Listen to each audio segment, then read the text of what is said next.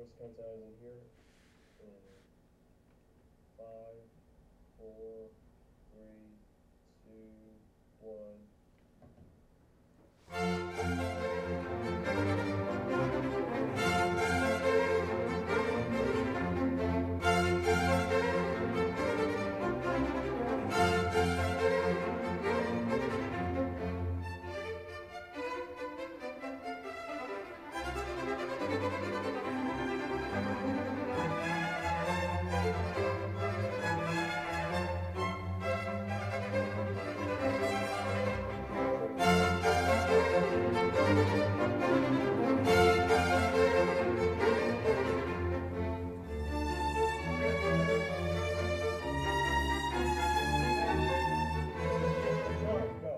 Welcome to Scramble Game Show.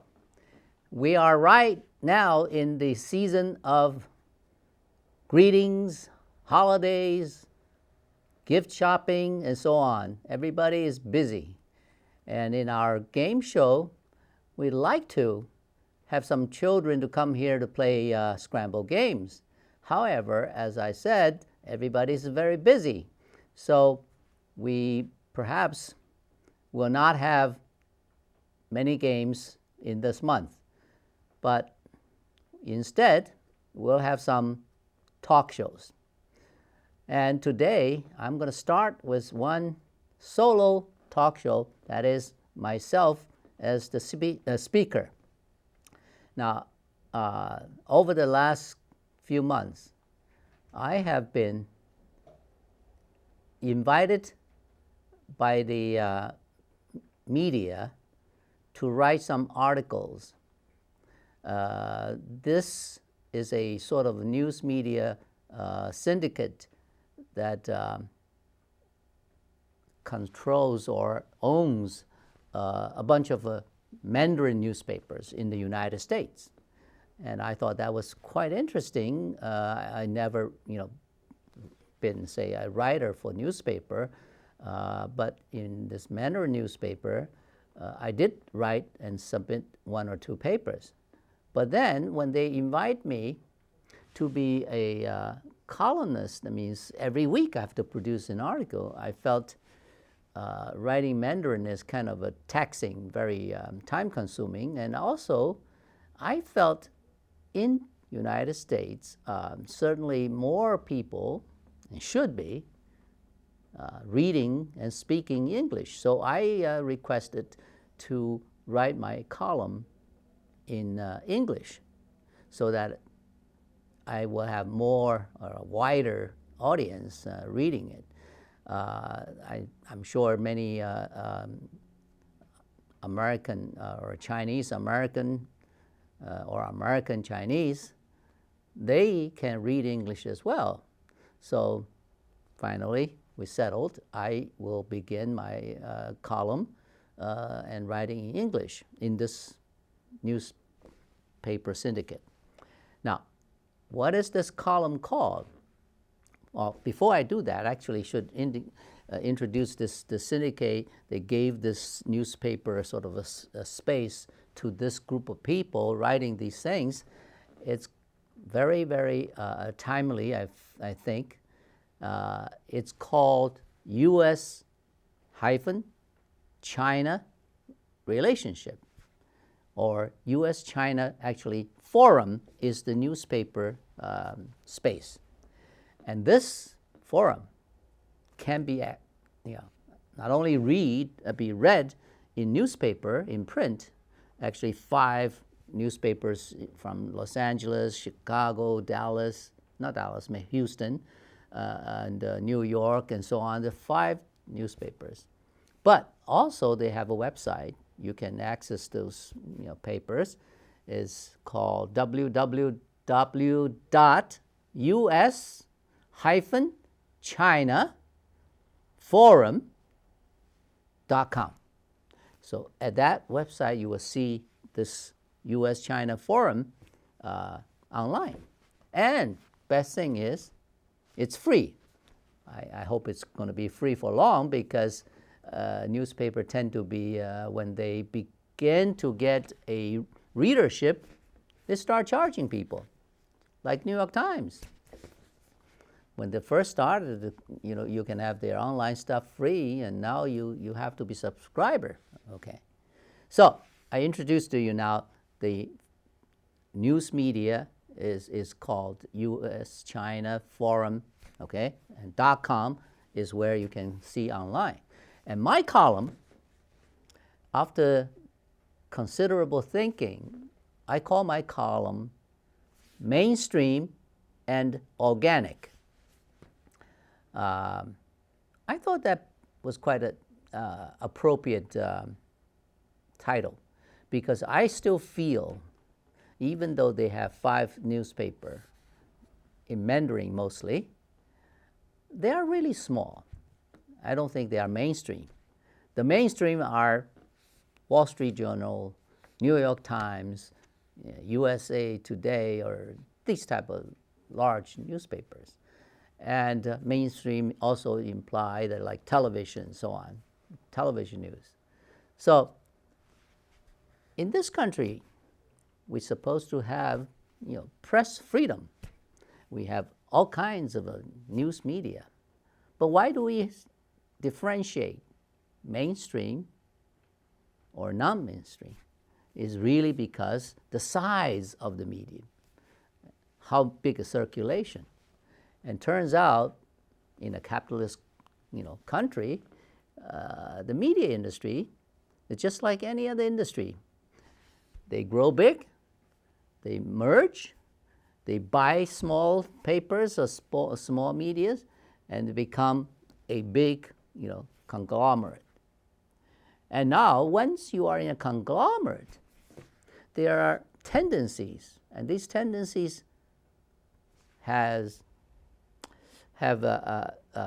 pro and con in terms of benefits to the public. When they're large, they're efficient. They share resources. They got reporters covering everywhere in the world. They can bring things together. Then through different media, they share, and they can be efficiently presented to the public. But on the other hand, because they are large, they have this coordinated effort and efficiency, and they could be selective. Once they decided this is what we want you guys to see, to watch, to read, they control it.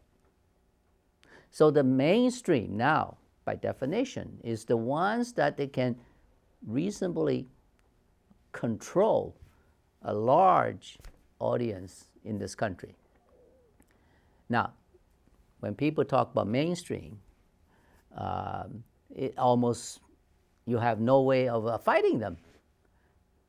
So why I call my column Mainstream and Organic is that we, at least personally, okay, I'm speaking for myself, I believe there are lots of people like to express their opinion or have articles written. They may not get into the mainstream medium, but they're good. In fact, they're good because they're different from the mainstream. When the mainstream has a bias, okay, I use the word bias because they are biased. Everybody knows, this is a liberal bias, there is a conservative bias, and there is a, militant even bias.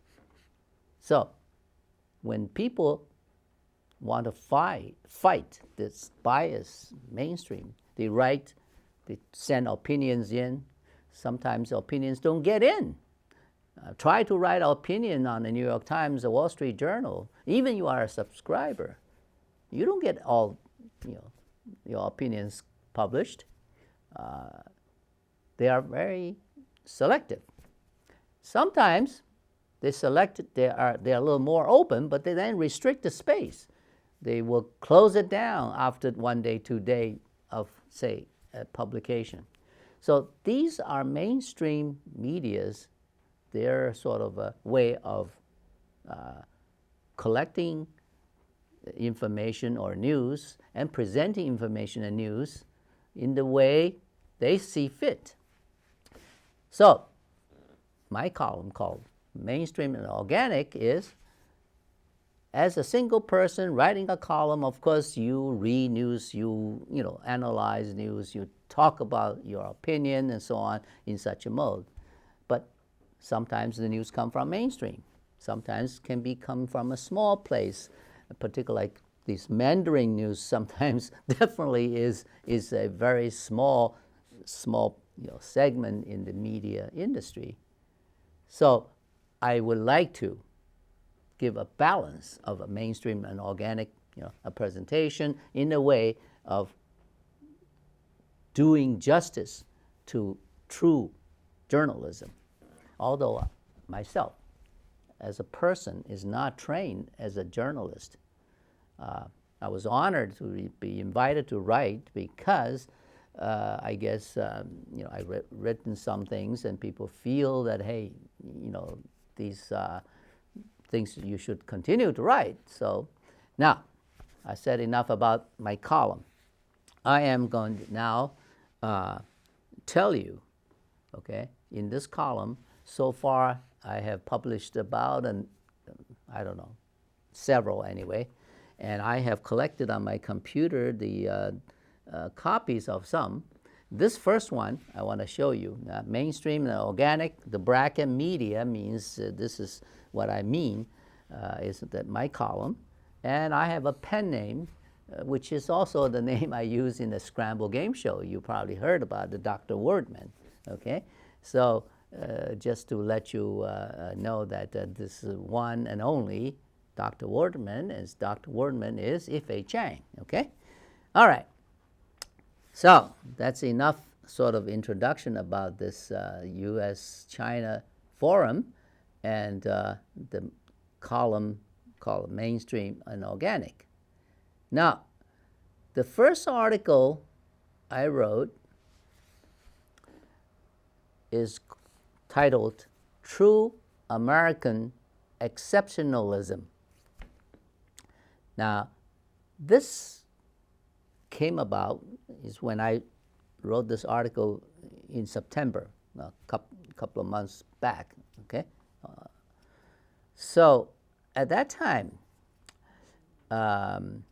there was a article published in New York Times by the president of the Russian president, okay, Putin. And it's very unusual for Russian, and especially a president, to write an opinion letter to New York Times, and it gets published. I think the background prompted Putin, President Putin, to write this article was the issue about chemical weapon, okay? At that time, this chemical weapon, of course, is important in Syria, and when people, use chemical weapon, it kills people in a non-selective way, and it's basically a mass murder, and it's very, bad in this sense. So for United States to stand up and against anybody using chemical weapon is a honorable thing. In that time, of course, U.S. Was trying to pressure, Syria to give up the chemical weapon. Okay, so, and Putin wrote an article to the New York Times. I guess I don't remember exactly the day, but early September, around there, or maybe late August. I don't even remember the date, but the article was published. In the article, he basically criticized the United States, okay, and particularly used the word, the American exceptionalism, as a negative term. As we, and we means Americans, we actually believe the American exceptionalism is a positive term. We feel that we're exceptional because we are, of course, as a superior, supreme power, and we're superior in terms we believe in certain things, and we're proud of it, okay? Now, let me just scroll this up a little to, well, here's a paragraph just talk about why I started writing this, and my pen name and real name is the same person, so that people, if they really want to track me down, they can. Okay, now, I say kick off the first column. I choose to talk about American exceptionalism, which is a, hot media term. Russian president Vladimir Putin used in his exceptional letter to the New York Times to criticize Obama and his Syria policy. Now, exceptionalism is a positive term, as I said, means a country, okay, of course it applies to individual as well,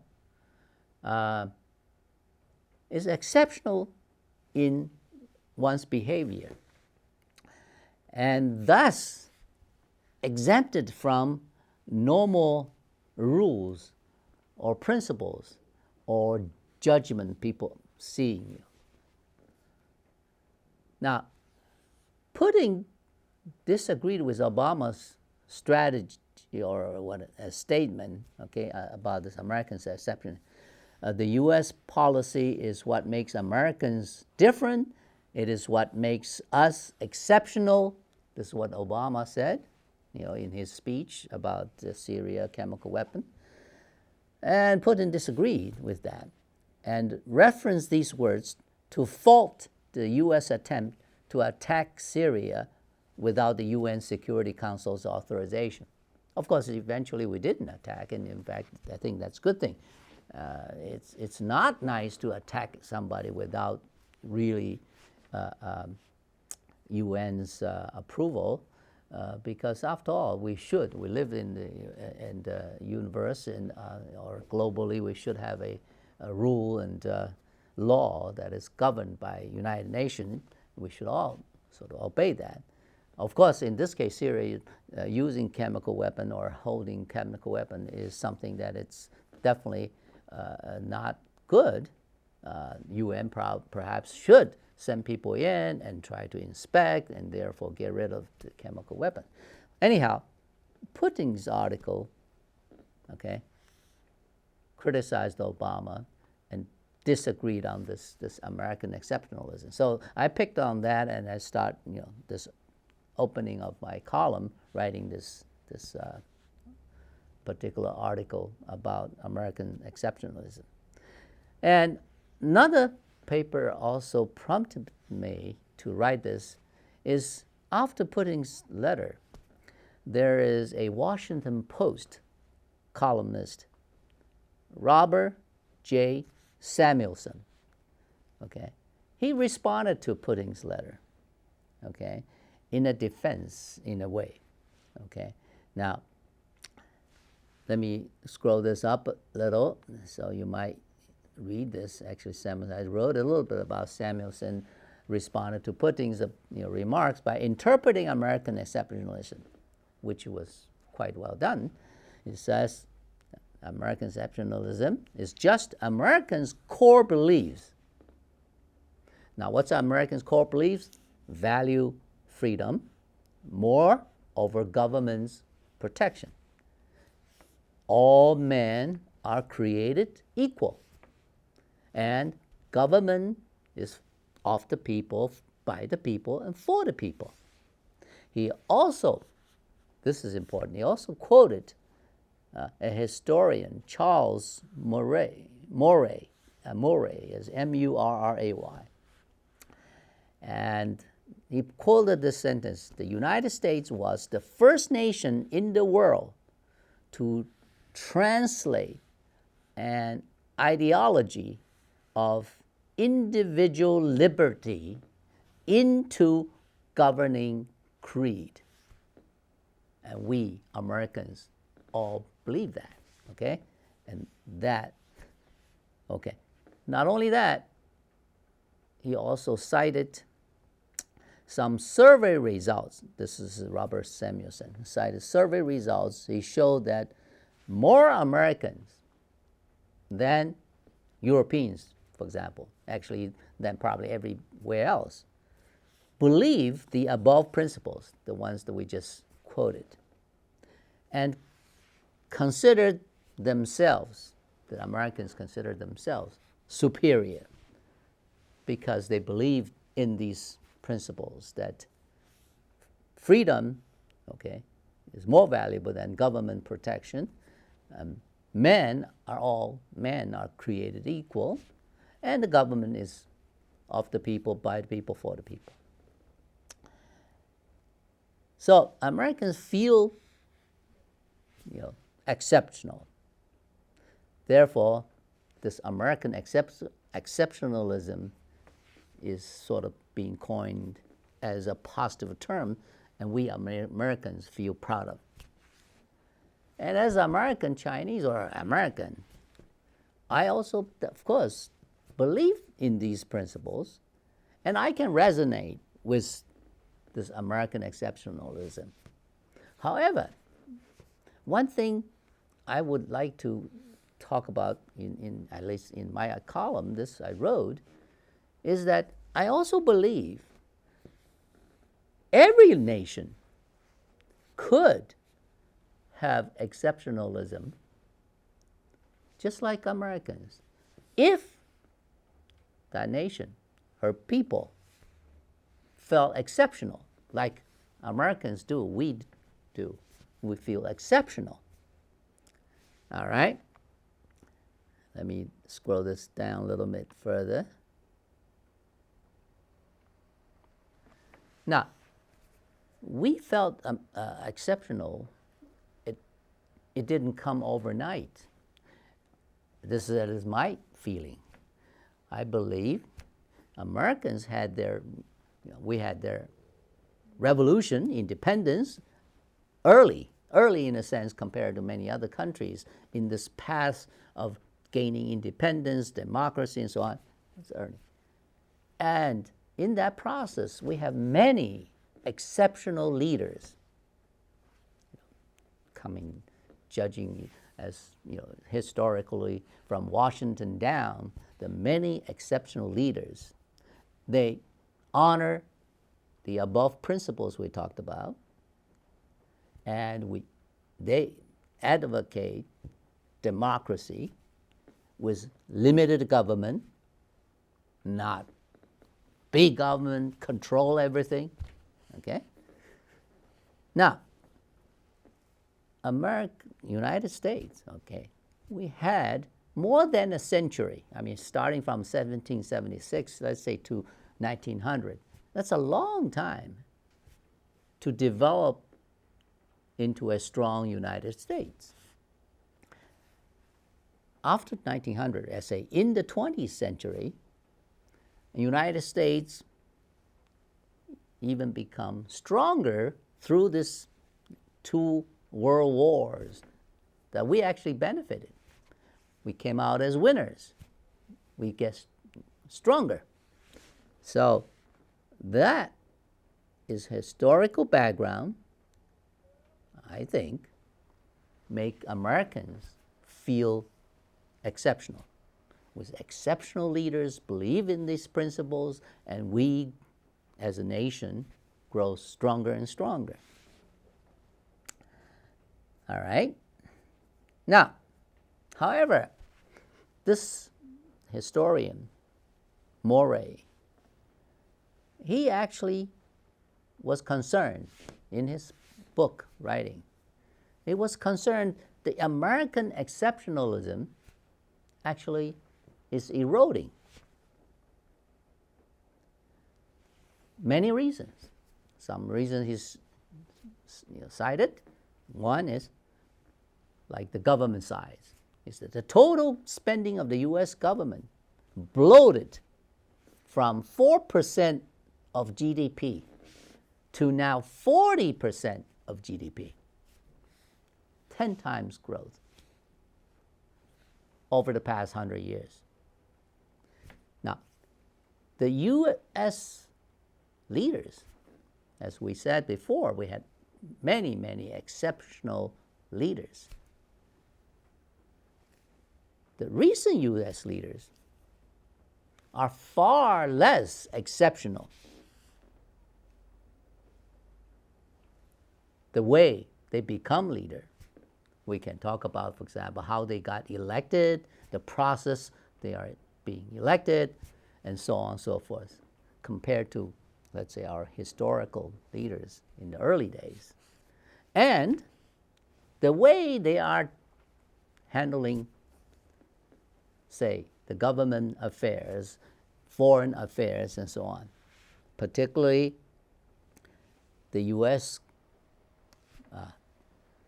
behavior in terms of using military power to settle issues. That behavior does not really make Americans feel exceptional. If we believe those principles, then that's not the way we settle things.